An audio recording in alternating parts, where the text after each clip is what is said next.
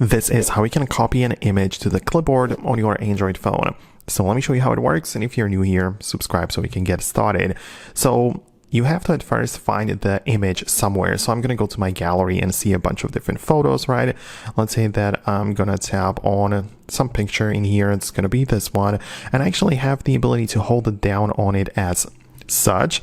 And when I click on more options, so I have the ability to share it or delete it right away. But if I click on more, I have the option to copy it to Clipboard.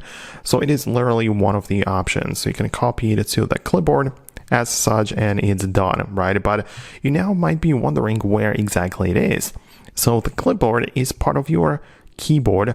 Depends on which one you are actually using, because I have 3 keyboards set up, but all of them have their own dedicated clipboard section. So for example, this is currently the Microsoft Swift key, and in there I can tap on the clipboard as such, and I can see the image right there. So as you can see, this is where the image is pasted into the clipboard. But I might be using a different app, for example, the Gboard, right?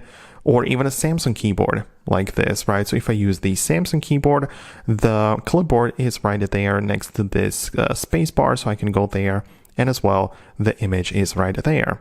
Or as you can see, I can switch to the Gboard as well. So I'm going to choose a Gboard at this time.